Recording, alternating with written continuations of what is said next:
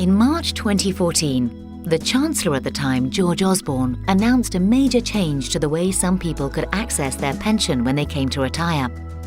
This change came into effect in the tax year 2015-2016 and is known as pension freedom.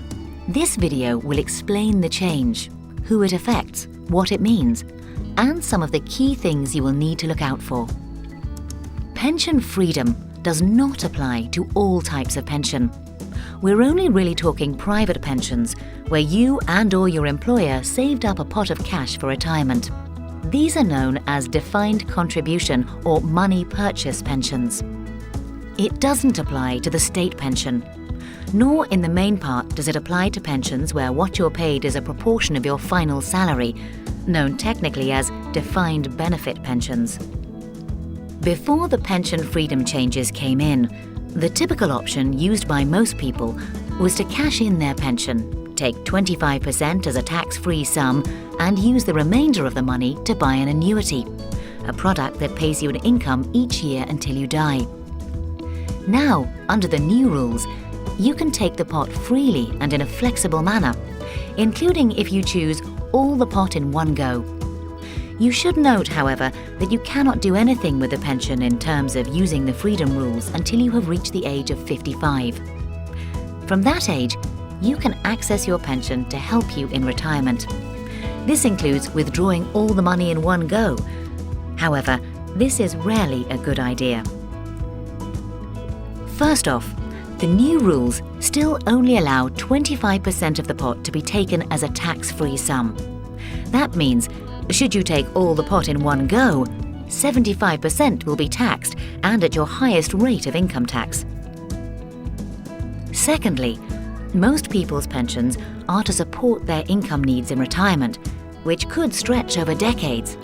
So stripping all the money out early or in one go could mean not enough money in later retirement.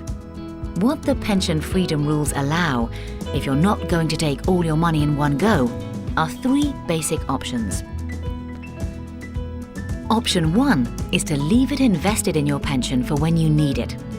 It's important to understand in this case, whenever you withdraw sums, you get 25% of each lump sum you withdraw tax-free. For example, if you had £100,000 in your pension and took £10,000 out, you'd get £2,500 of it tax-free.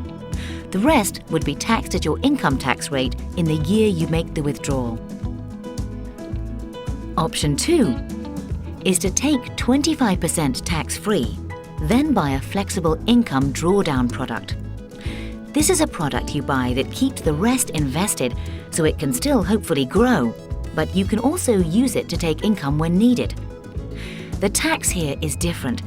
You get the first 25% you withdraw tax-free, and then the rest is taxed when you take it, which could be useful if you're likely to be in a lower tax bracket once you're older. Option 3, which is the same as the main option before pension freedom rules were introduced, is to take 25% tax-free, then buy an annuity. This gives you a guaranteed income each year for the rest of your life. It is worth pointing out that you're not forced to do one thing. You can combine any of these options, and this may be a sensible way to proceed in many cases. These are the basics. If you are in a position either now or in the future where the pension freedom rules affect you, what do you need to be thinking about?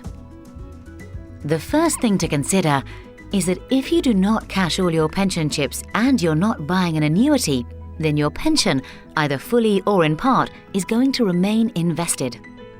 Therefore, you need to consider where you should invest it, the risk on the money left in the pot, and the costs and charges you will incur. You have many choices with all these factors. Secondly, you will need to think about how much income you will need and when, what other income sources you have, and how you will be best accessing your pension. This can be a complicated estimate stretching over many years. In this regard, using a long-term income and expenditure forecast can be very beneficial. Third, you will need to consider your wider financial position, your health, and your future financial risks, such as living for a very long time. With all these factors, we have the experience and expertise to help you and to work through all the factors you will need to consider.